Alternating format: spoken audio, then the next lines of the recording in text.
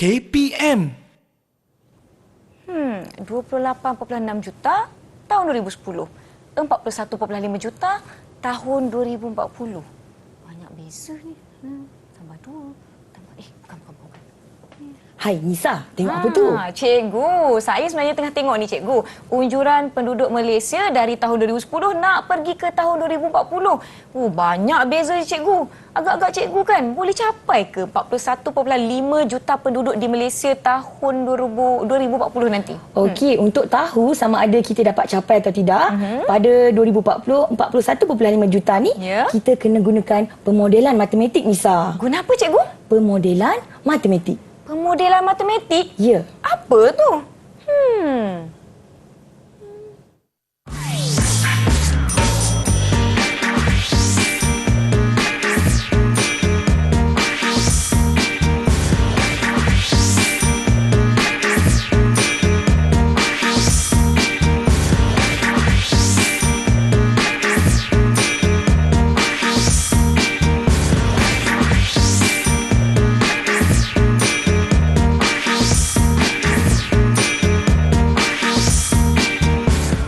Assalamualaikum, salam sejahtera murid-murid yang sedang menonton saluran Didik TV KPM bagi slot menengah atas. Saya Nisa K bersama-sama dengan anda untuk episod kali ini bagi mata pelajaran matematik. Hari ini kita nak sama-sama belajar tentang sesuatu yang saya kira agak-agak susah atau tidak. Kita tanya cikgu kita, jadi jom kita nak persilakan beliau, Cikgu Nur Syafiza Abdul Rahman dari SMK Kerubung Melaka yang merupakan guru cemerlang matematik kita. Apa khabar cikgu? Hai Nisa, khabar baik. Hai, selamat datang. Selamat datang. Saya tak sabarlah nak belajar hari ini. Cikgu dengar-dengar kata topik ini susah. Alamak, takutnya.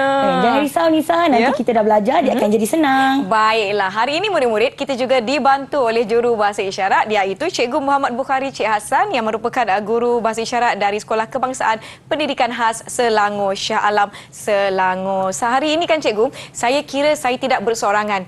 Saya mungkin memerlukan sedikit bantuan. Cikgu ada bawa sesiapa tak dengan kita hari ini? Ada. Baiklah, bersama-sama dengan kita pada hari ini ialah 4 orang murid yang ayu jelita dari SMK Kerubung Melaka. Hai. Baiklah, saya perkenalkan satu persatu. Yang pertama kita ada Nabila Hazira binti Jamaluddin. Hai Nabila Hazira. Kedua kita ada Nur Arina Umaira binti Yahya. Aina Umaira, selamat datang. Ketiga kita ada Nur Aina Batrisha binti Nur Azmizan. Hai Aina Batrisha. Dan akhir sekali kita ada Fatin Nur Amalia binti Budiman Jawari. Hai Fatin Nur Amalia, terima kasih kerana bersama-sama dengan kami hari ini. Saya kira murid-murid semua dah bersedia. Tapi cikgu, apa tajuk kita hari ini? Boleh ke selesaikan masalah yang saya fikirkan tadi cikgu? Okey, baiklah. Topik kita pada hari ini murid-murid ialah pemodelan matematik. Baik. Matematik menengah atas tingkatan 5. Baiklah, kita teruskan.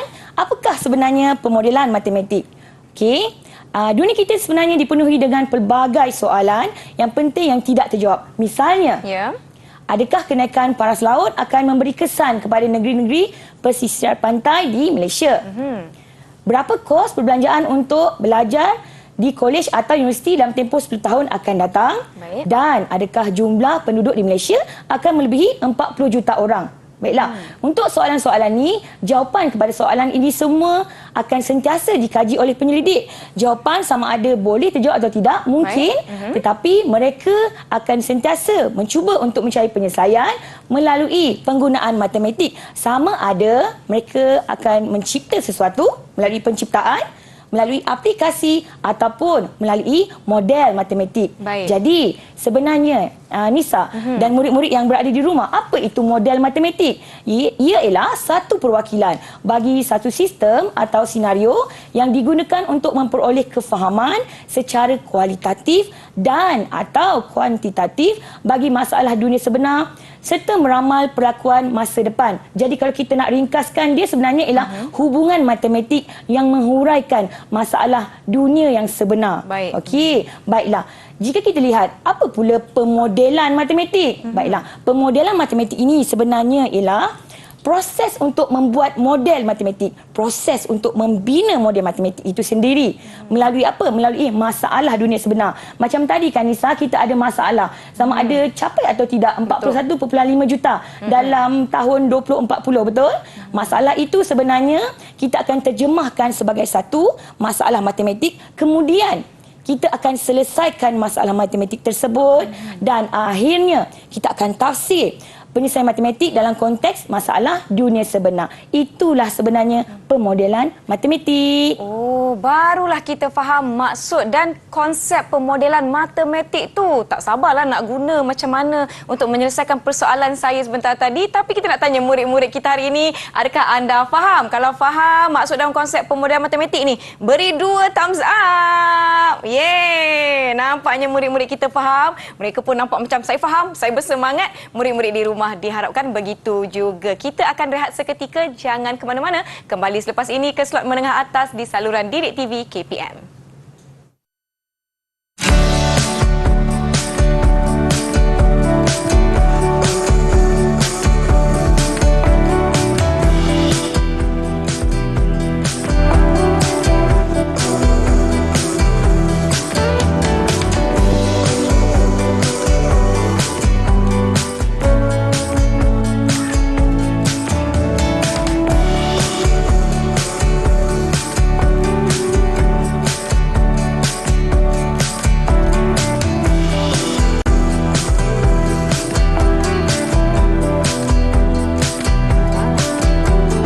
Murid-murid, anda sedang menonton slot menengah atas di saluran Didik TV KPM bagi mata pelajaran matematik, dan topik kita bersama Cikgu Nur Syafiza hari ini ialah pemodelan matematik. Saya pasti murid-murid nak tahu, Cikgu, apa komponen-komponen yang terdapat dalam pemodelan matematik ni, Cikgu? Silakan. Okey, baiklah. Terima kasih, Nisa.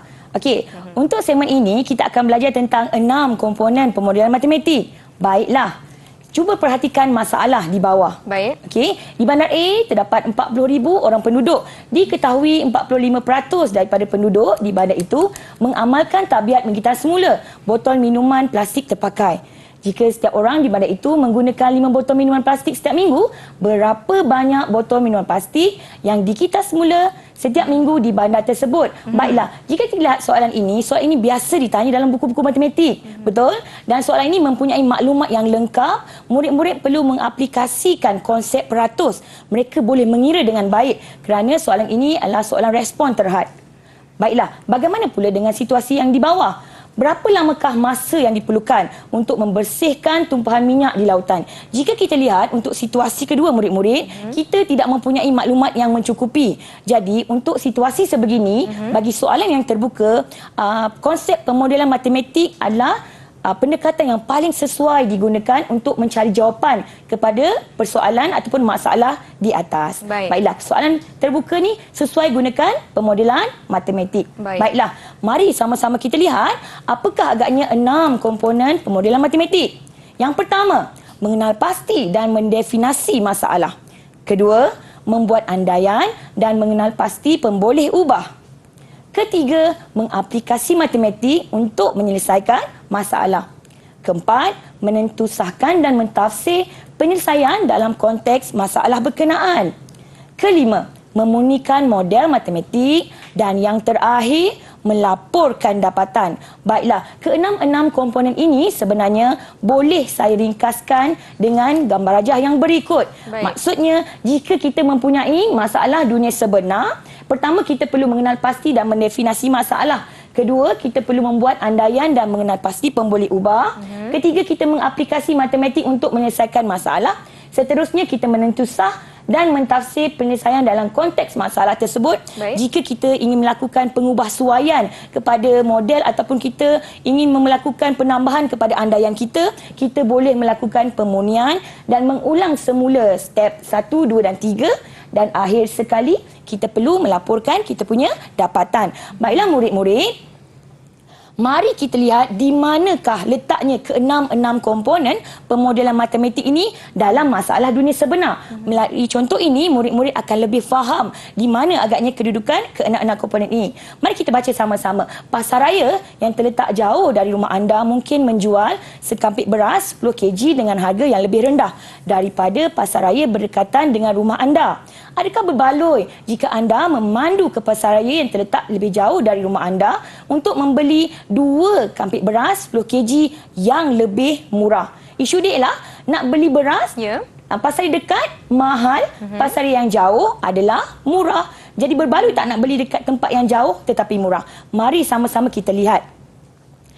Pertama, kita perlu mengenal pasti dan mendefinisikan masalah. Baik. Okey, dalam isu ini, kita punya masalah ialah harga sekapit beras 10 kilo dan juga kos petrol. Kedua, tentukan kedudukan dua pasaraya yang jaraknya masing-masing dari rumah adalah berbeza. Maksudnya kena tahu daripada rumah ke pasaraya A berapa jauh, Ya. daripada rumah ke pasaraya B berapa jauh dan kita perlu tahu beza jarak antara mereka. Seterusnya, murid-murid juga perlu mencari maklumat yang berkaitan dari internet. Contohnya, harga sekapit beras 10 kg di dua pasaraya yang berkenaan. Jarak setiap pasaraya dari rumah, harga petrol semasa, kadar penggunaan petrol kereta dan sebagainya. Okey, semua benda ni kita perlu cari maklumat untuk komponen yang pertama. Seterusnya, kita perlu membuat andaian. Maksudnya ialah apa andaian yang boleh kita buat? Ya. Contohnya ialah kita membuat andaian bahawa rumah pasaraya A dan pasaraya B berada pada satu garis lurus. Kedua, memandu kereta semasa ke pasaraya. Kita tak naik basikal, Ya. tak naik motor, tak naik lori, naik kereta. Okey, membeli N kampit beras dan cap beras yang sama di pasaraya A dan pasaraya B. Maksudnya, kalau beli 2 kampit beras di pasaraya A, kita juga perlu membeli 2 kampit beras di pasaraya B. Baik. Dan kita perlu membeli jenama yang sama. Baru kita boleh buat perbandingan, ya, Nisa? Okey, baiklah. Seterusnya, kita ingin mengenal pasti pemboleh ubah. Jika kita lihat di sini, kita ada membuat andaian. Okey, andaian itu adalah berkaitan dengan beras, kampit beras dan juga kos petrol kita. Baik. Baiklah, untuk beras, agaknya apa pemboleh ubah yang boleh murid-murid kita ini keluarkan? Siapa nak cuba untuk keluarkan pemboleh ubah? Siapa nak cuba boleh angkat tangan. Kita lihat Arina nak cuba. Silakan. Sila Arina.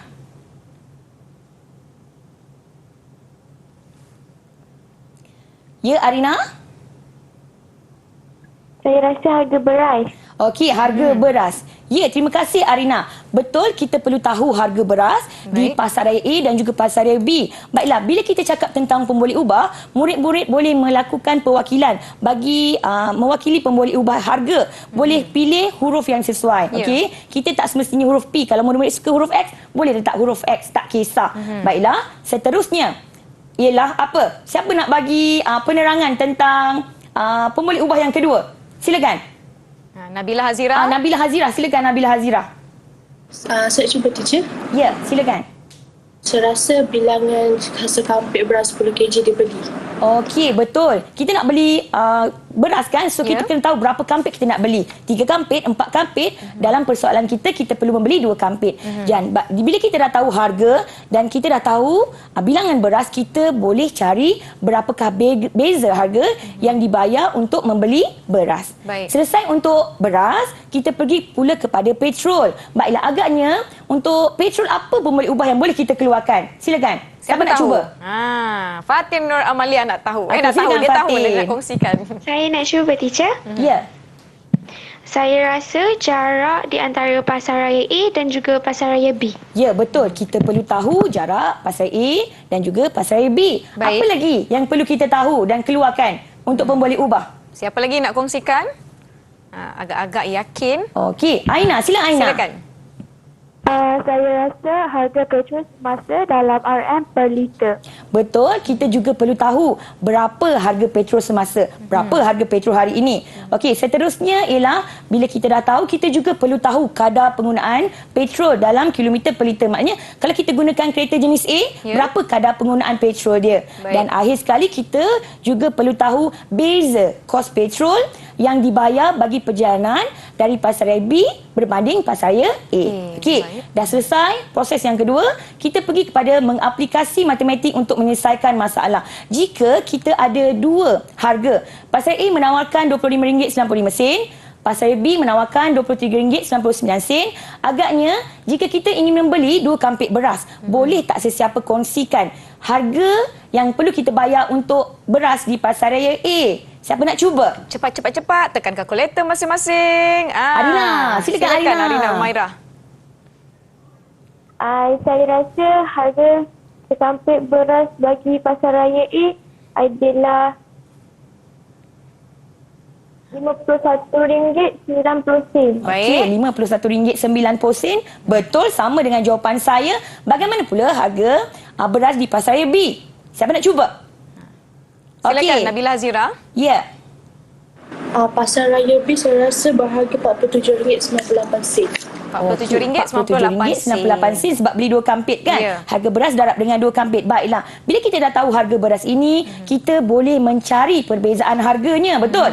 Okey, baiklah murid-murid. Agaknya bila kita nak cek harga perbezaan harganya, macam mana nak dapat perbezaan harga? Siapa nak kongsikan caranya? Ada yang dah tahu berapa perbezaan harga?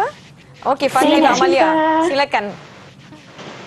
Okey. Saya dapat harga RM3.92. Okey, RM3.92. Ya, macam mana dia dapat? Tolakkan beza harga antara kedua-dua pasaraya, darabkan dengan 2 ataupun kita tolakkan tadi harga daripada kiraan daripada Arina, kita tolakkan dengan harga kiraan daripada Nabila. Baik. Jadi RM3.92 tu sebenarnya melambangkan apa? Melambangkan penjimatan kita. Maksudnya kalau kita beli dekat Pasaraya B, kita dapat jimat sebanyak RM3.92. Baiklah, Baik. seterusnya untuk petrol pula. Kita tadi menganggap bahawa katakanlah jarak antara Pasaraya A ke Pasaraya B ialah 6 km. Baiklah, kita tahu bahawa kadar penggunaan petrol ialah 17.6 km seliter. Jadi, harga petrol semasa katakanlah hari ini harganya ialah RM2.08 seliter. Baik. Okey, macam mana kita nak kira petrol yang digunakan bagi perjalanan 6 km? Apa yang perlu kita lakukan? 6 km bahagi dengan 17.6 km, kita akan dapat 0.341 liter. Itu adalah kadar penggunaan petrol bagi satu hala. Bagaimana jika kita nak pergi dan balik? Maksudnya perjalanan kita adalah 12 km. Ya. Jadi, kita darabkan penggunaan petrol, kita darabkan dengan 2 sebab 2 hala dan kita darabkan dengan harga petrol semasa, kita akan dapat kos penggunaan petrol ialah RM1.42. Ini bermakna ini merupakan wang yang perlu kita keluarkan perbelanjaan untuk ke Pasaraya B yang lebih jauh tadi. Baiklah, di sini wang yang dapat dijimatkan apabila membeli 2 kampit beras 10 kg di Pasaraya B. Tadi RM3.92 Ya. kita dapat jimatkan. Betul. Manakala RM1.42 kita perlu keluarkan duit untuk membeli petrol, betul? Betul. Jadi sebenarnya berapa penjimatan sebenar kita? Siapa boleh bantu teacher untuk kira? Siapa dah ada jawapannya? Aina Batrisha, silakan. Mikrofonnya tak dibuka, sayang. Okey, dah dengar ada suaranya. Okey. Perkhidmatan sebenar kita ialah RM2.50. Ya, RM2. penjimatan sebenar kita adalah RM2.50. Maknanya yang kita jimatkan tadi kita tolakkan dengan kos yang perlu kita keluarkan untuk petrol. Baiklah, step seterusnya ialah menentukan dan mentafsir penyelesaian dalam konteks masalah berkenaan. Kita ada pemboleh ubah kita berkaitan dengan harga beras dan ini merupakan penjimatan kita iaitu RM3.92. Manakala ini adalah merupakan pemboleh ubah untuk kos petrol dan ini merupakan kos yang perlu kita keluarkan iaitu RM1.42 untuk Baik. kos petrol. Baiklah, di sini murid-murid, apa yang perlu kita lakukan ialah kita perlu tahu bahawa yang warna biru tu adalah kos yang kita jimatkan. Manakala yang warna merah itu adalah kos yang perlu kita keluarkan. Bermaksud, jika kita ingin membeli di Pasaraya B, kita perlu memastikan bahawa kita jimat lebih banyak berbanding kos petrol yang kita gunakan. Bermakna nilai D iaitu yang warna biru mestilah lebih besar daripada kos petrol kita. Barulah jimat membeli beras di Pasaraya B. Okey, apa akan berlaku jika nilai D kita kurang atau sama dengan T? Maka tidak seharusnya kita membeli beras di Pasaraya B. Kerana apa? Kerana kos petrol lebih banyak daripada penjimatan harga beras tadi. Baiklah, murid-murid, sebenarnya kita juga boleh melakukan penerokaan lanjutan. Maksudnya, daripada kedua-dua formula kita ini tadi, kita juga boleh mengkaji bagaimana pula dengan range kedudukan pasaraya. Baik. Okey, jarak pasaraya kita dalam kilometer berapa yang kita boleh pergi dengan membandingkan kedua-dua formula kita yang berwarna biru dan berwarna merah ni yang kita tahu tadi D warna biru mesti lebih besar daripada T yang warna merah, betul? Jadi bila kita buat ketaksamaan, bila kita selesaikan, kita dapati bahawa nilai S iaitu jarak ke Pasaraya B Okey, beza jarak daripada Pasaraya A ke Pasaraya B mesti kurang daripada 16.6 kilometer. Maksudnya ialah apa? Okey, jika jarak di antara Pasaraya A dan B kurang daripada 16.6 km, maka wajar memandu ke Pasaraya B untuk membeli 2 kampik beras. Agaknya kan Nisa? Ya. Okey, kalau jarak dia 18 km, Nisa nak pergi tak kat Pasaraya B? Kalau saya, cikgu, tak berbaloi nak pergi sebab jaraknya dah lebih 16.6 km, cikgu. Betul. Tepat sekali Nisa. Bijak, 2 bintang untuk Nisa. Terima kasih. Baiklah. Untuk penerokaan seterusnya murid-murid. Okey, kita nak tahu pula bagaimana pula dengan julat harga sekampik beras di Pasaraya B. Harga sampai mana yang kita nak pergi beli kat sana? Okey, kita juga perlu membandingkan formula yang pertama yang berwarna biru D, iaitu beza harga beras mesti lebih besar daripada beza kos petrol. Okey, dan kita boleh mencari julat harga untuk harga sekampik beras di Pasaraya B. Apabila kita selesaikan, kita dapati bahawa harga sekampik beras di Pasaraya B ialah kurang daripada RM25.24. Maksudnya apa murid-murid? Maksudnya ialah jika harga sekampik beras 10 kg di Pasaraya B kurang daripada RM25.24, perjalanan ke Pasaraya B untuk membeli beras adalah berbaloi. Maksudnya, kalaulah kata harga dia RM28, Ya. saya nak tanya kat murid-murid saya, kita nak pergi beli ataupun tidak di Pasaraya B? Siapa nak respon? Kalau harga beras RM28. Silakan Arina. Sebab harga dia lebih kurang daripada RM25.24.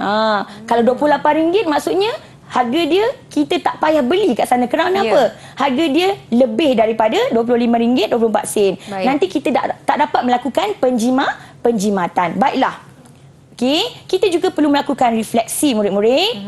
Kita boleh tanya dekat diri kita, okey, adakah andaian kita relevan dan boleh dipertahankan? Baik. Okey, adakah model ini mengikut andaian yang dibuat? Adakah terdapat andaian yang lain yang perlu dibuat?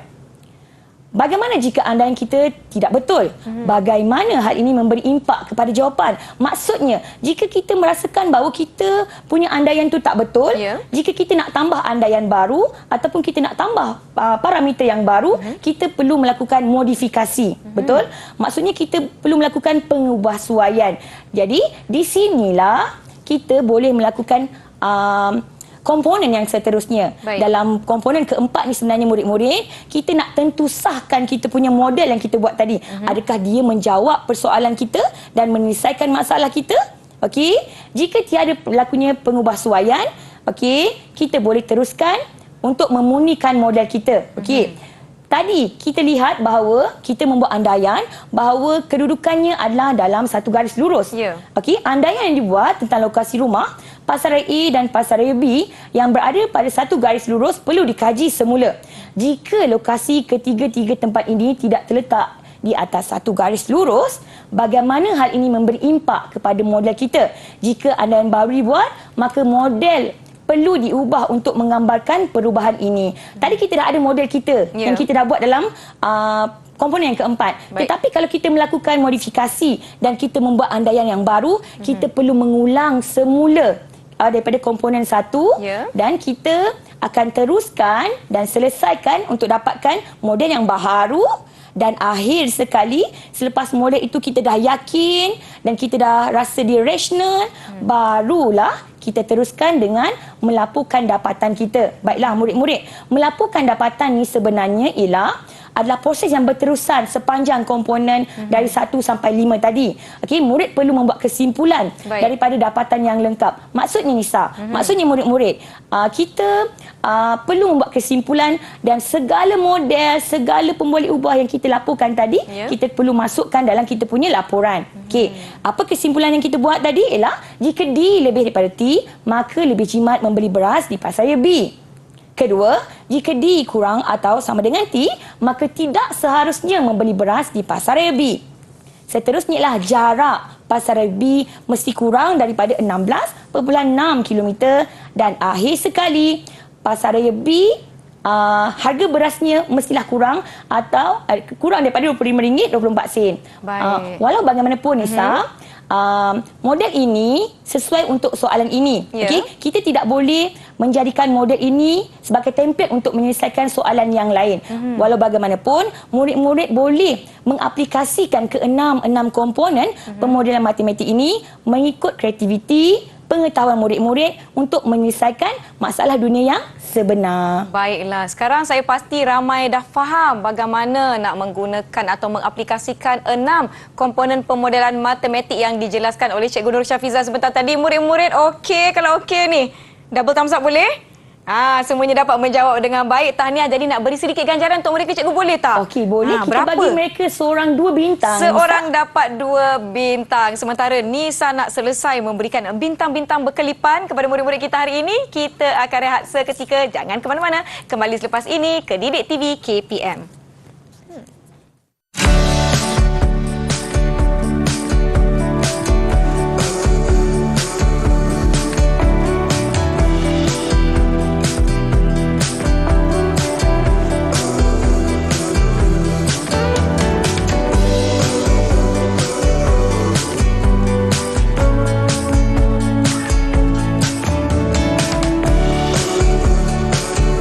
Kembali menonton saluran Didik TV KPM. Anda sedang menonton slot menengah atas bersama-sama Cikgu Nur Syafiza. Kita belajar mata pelajaran matematik bagi topik pemodelan matematik. Tetapi kan cikgu, macam mana kita nak aplikasikan pemodelan matematik ini dalam masalah dunia sebenar kita hari ini, cikgu? Silakan. Okey, terima kasih Nisa.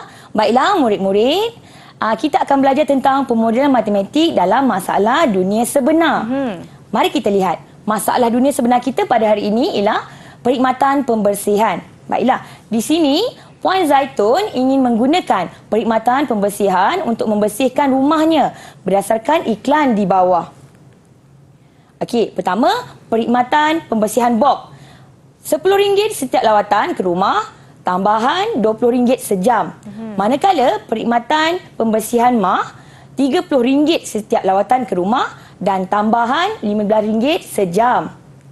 Baiklah murid-murid, perkhidmatan manakah lebih murah dan berbaloi untuk suatu jangka masa tertentu? Baik. Kita lihat kan untuk syarikat Bob ni, sekali dia datang, kita kena bayar RM10 dan setiap jam kena bayar RM20. Ya. Manakala syarikat Ma, sekali dia datang, RM30 kita kena bayar dan tambahan RM15 setiap jam. Okey, kita tengok ada nilai RM10, ada nilai RM30 untuk lawatan, betul?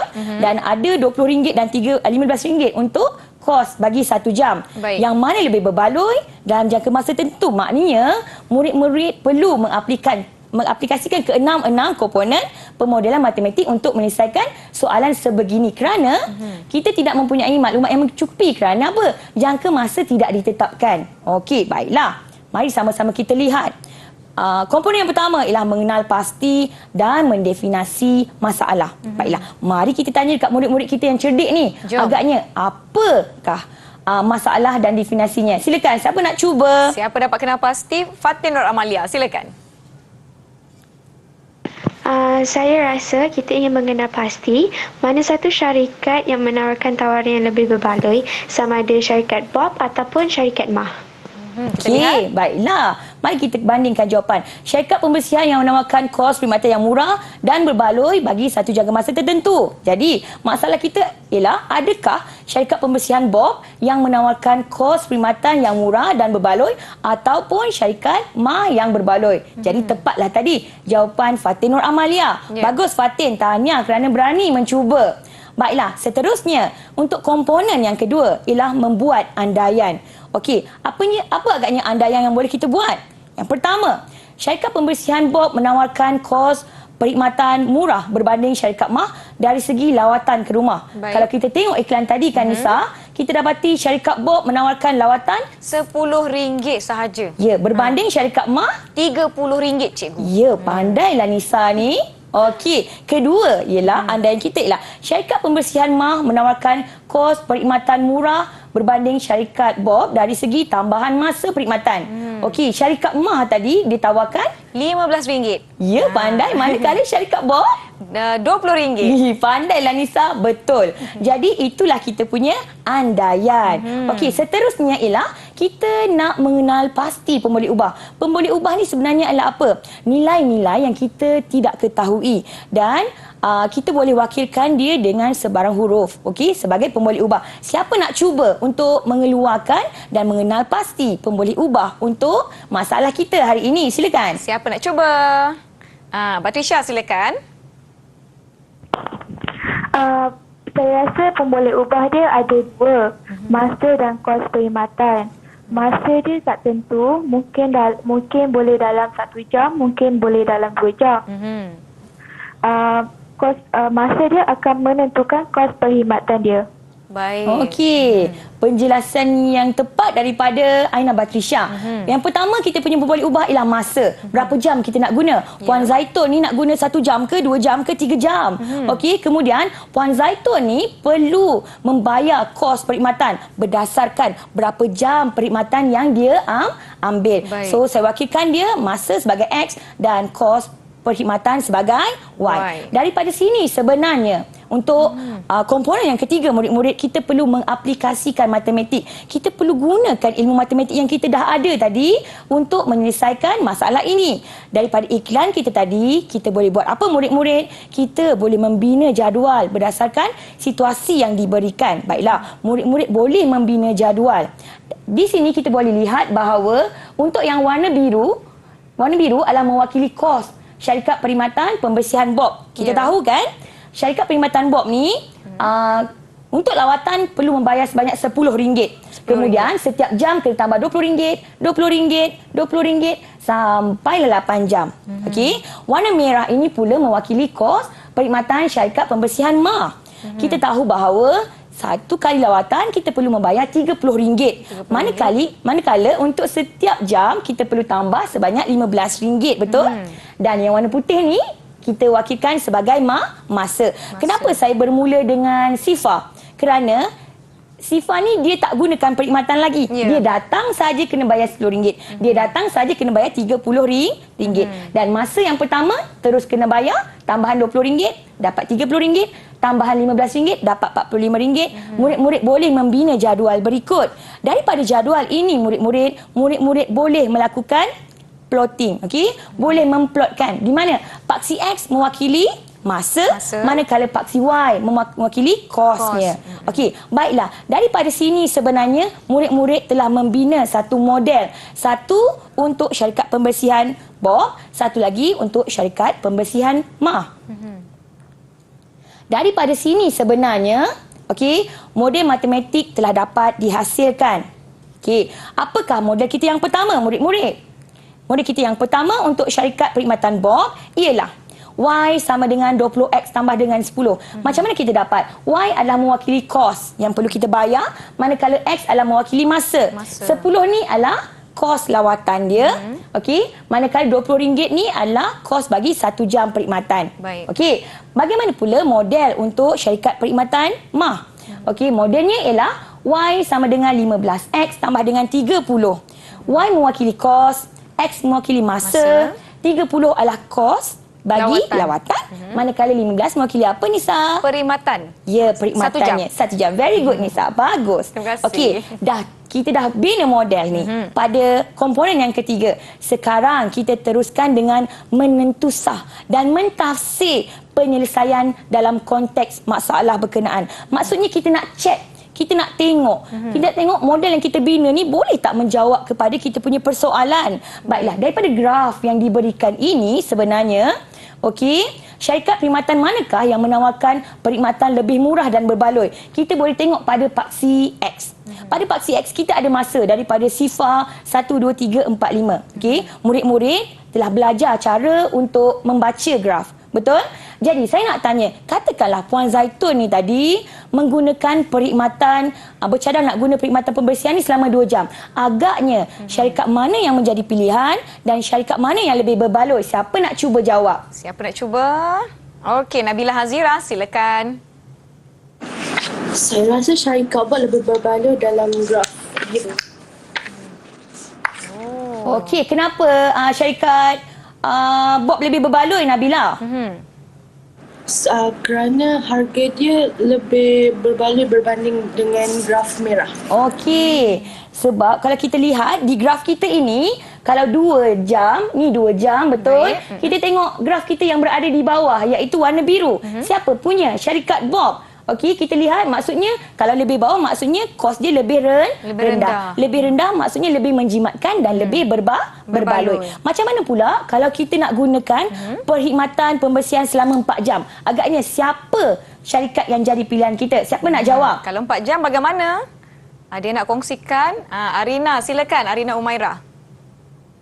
Saya rasa dua-dua sama harga, RM90 teacher. Oh, maknanya kalau Puan Zaitun nak gunakan perkhidmatan ni selama 4 jam, dia nak pilih syarikat mana ya, Arina? Dua boleh teacher sebab harga dia sama RM90. Pandai Arina. Dua-dua pun kita boleh pilih sebab Betul. harga dia sama RM90.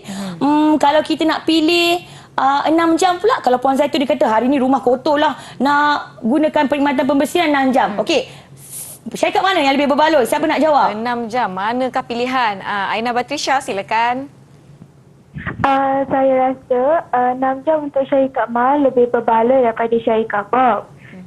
Sebab kalau syarikat MA, kita hanya perlu bayar sebanyak 20 berbanding syarikat Bob yang perlu bayar sebanyak RM130. Bijak jawapan Aina ni tadi. Baik. Okey, dia pandai baca graf kita. Kalau 6 jam, kalau kita tengok dekat sini Nisa dan murid-murid, syarikat ini perlu membayar, Puan Zaitun perlu bayar RM120 untuk syarikat MA, manakala RM130 untuk syarikat Bob. Jadi mestilah Puan Zaitun pilih perkhidmatan MA. Perkhidmatan MA. Cikgu, Okey. saya ada soalan cikgu. Ya. Agak-agaknya apa kesalahan yang biasa dilakukan oleh murid-murid ketika memplotkan graf? Okey, biasanya murid-murid kita ni bila dia buat plot graf ni, garisan tersebut tidak melalui semua titik. Kita kalau buat graf garis lurus, garisan kita ni perlu melalui semua titik baru kita punya graf itu betul dan model kita betul. Baiklah, saya teruskan ya Nisa. Boleh, cikgu. Daripada sini kita boleh membuat kesimpulan dan kita boleh katakan bahawa jika Puan Zaitun ingin menggunakan perkhidmatan kurang daripada 4 jam, dia patut memilih syarikat perkhidmatan Bob kerana lebih murah dan juga berbaloi. Manakala jika dia ingin menggunakan perkhidmatan selama 4 jam, dia boleh memilih tak kisah mana-mana. Bob boleh, syarikat MA pun boleh kerana menawarkan harga yang sama. Manakala jika ingin menggunakan perkhidmatan lebih daripada 4 jam, dia perlu memilih syarikat MA kerana lebih murah dan juga berbaloi. Baiklah, seterusnya kita perlu memunikan model matematik kita. Dalam masalah ini, kita dapat memunikan model sekiranya parameter baru diwujudkan. Maksudnya, kalau kita ada penambahan andaian, kita nak tambah parameter baru, kita perlu memunikan model kita. Dan jika kita telah selesai, barulah kita boleh melaporkan dapatan dan membuat kesimpulan. Daripada kita punya komponen-komponen dan proses pemodelan matematik tadi, boleh kita simpulkan bahawa graf kos perkhidmatan melawan masa adalah satu garis lurus. Kadar kos perkhidmatan kedua-dua syarikat pembersihan adalah mala. Mala ni maksudnya tetap. Maknanya kalau dikata 1 jam RM15, RM15 saja. Kalau dikata 1 jam RM20, RM20 saja. Dia tak naik-naik. Okay? Persamaan graf adalah satu fungsi linear. Y sama dengan 20X tambah dengan 10 dan Y sama dengan 15X tambah dengan 30. Dan apabila X sama dengan 4, kedua-dua perkhidmatan menawarkan harga yang sama. Baiklah, Cikgu Terjawablah Syafizah. persoalan Betul. kita. Baiklah, saya rasa kita semua dah sama-sama dapat menyelesaikan antara masalah dalam dunia sebenar kita menggunakan pemodelan matematik. Semua okey murid-murid, double thumbs up. Saya rasa mereka ni layak mendapat ganjaran cikgu. Berapa bintang nak beri kepada murid-murid? Kita tambah lagi 2 bintang kat mereka. Tambah lagi 2 bintang kepada semua murid. Baiklah murid-murid di rumah, saya pasti anda juga dapat mengikuti dan menjawab dengan baik setakat ini. Jom kita nak rehat seketika. Kembali selepas ini ke Didik TV KPM. Tambah lagi bintang cikgu Tambah. Okay, tambah lagi.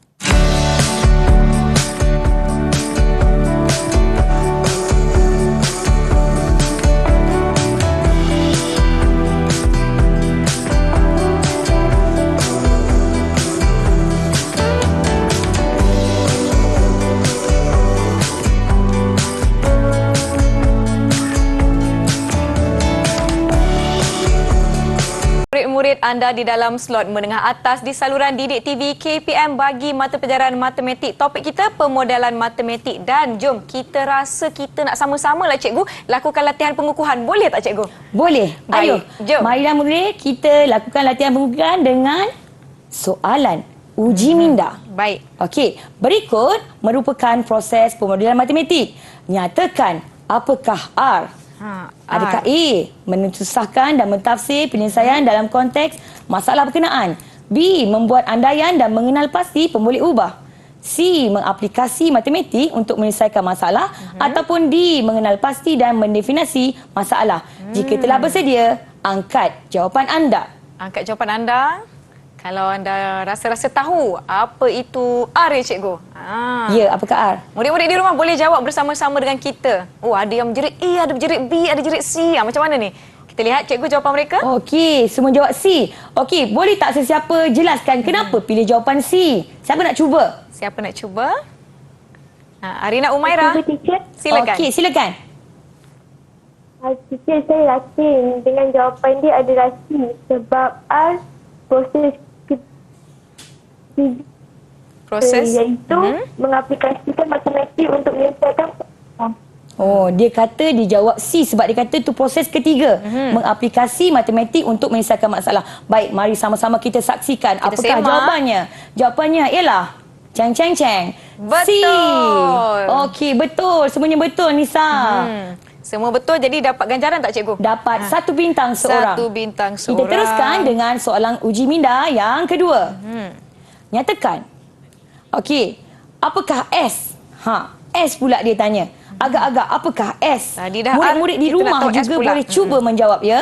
Baik. Fikirkan, ingat balik. Kita dah belajar setakat ini bagi tajuk pemodelan matematik. Kalau dah bersedia, murid-murid boleh angkat jawapan. Dia ingat tak lagi 6 komponen tadi kan Nisa? Okay, kalau dah, boleh angkat jawapan anda? Jom. Kak Nisa pun nak semaklah jawapan Kak Nisa betul tak? Sama ke tidak? Okey, D, semua jawab D cikgu. Okey, semua jawab D. Siapa yang nak beri penjelasan kenapa jawab D? Silakan Nabila Hazira. Saya lock jawapan dia D, teacher. Amboi, dia lock jawapan dia D. kunci.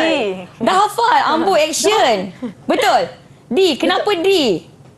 Sebab dia menentusahkan dan mentafsir penyelesaian masalah dalam konteks. Dia kata dia dah hafal lah Nisa. Wah, Okey, kita semak mari boleh kita cikgu? semak. Kita semak ya. Betul ke jawapannya hafal ni? ialah D. Ya, betul. Yang lain pun dapat jawapan yang betul. Tepat sekali. Baiklah, kita teruskan dengan soalan yang lebih mencabar. Uji minda 3. Apakah yang anda faham tentang pemodelan matematik? Ini macam mana nak menjawabnya ni? Kena kira-kira Wah, ke? Fatin. Fatin lajunya angkat tangan. Silakan Fatin Amalia. Silakan. Saya cuba teacher. Ya.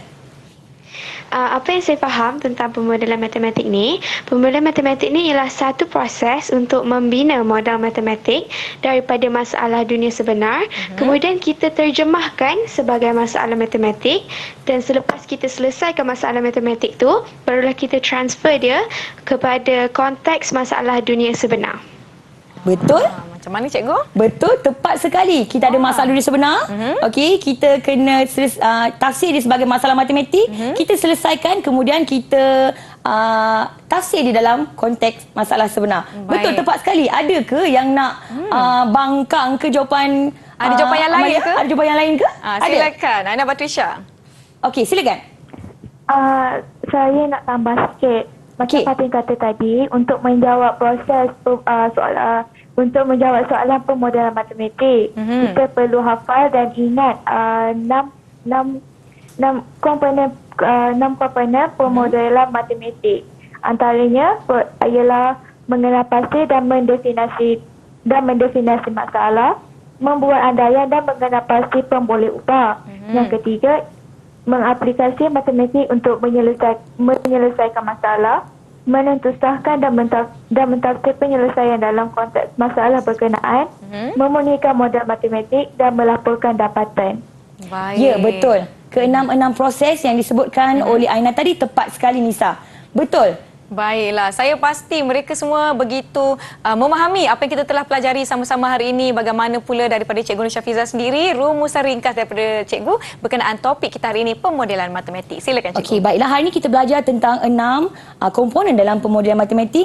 Murid-murid perlu tahu dan keenam 6 komponen ini adalah perlu dihafal oleh murid-murid dan kita tahu model matematik ataupun pemodelan matematik ni kita akan gunakan untuk menyelesaikan masalah dunia sebenar. Kita perlu tafsir dia, kita perlu anggap dia sebagai satu masalah matematik, kemudian kita perlu selesaikan masalah tersebut dan akhirnya kita perlu tafsirkan untuk kita sesuaikan dengan konteks dunia sebenar. Itulah pemodelan matematik, Nisa. Baiklah, sekarang baru tahu sebenarnya tidak susah. Dah Tak susah. tahu, baru tahu tak susah. Cikgu, bagaimana dengan prestasi keseluruhan murid-murid kita hari ini begitu aktif menjawab soalan yang diberikan? Okey, pada saya hari ini murid-murid saya sangat cemerlang.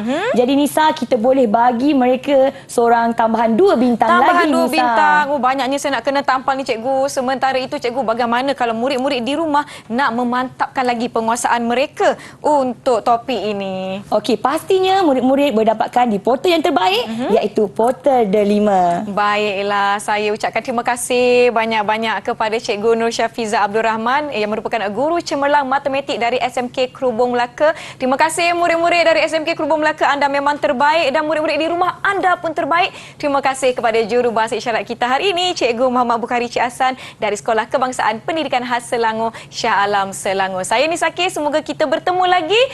All the best semua. Assalamualaikum. Bye.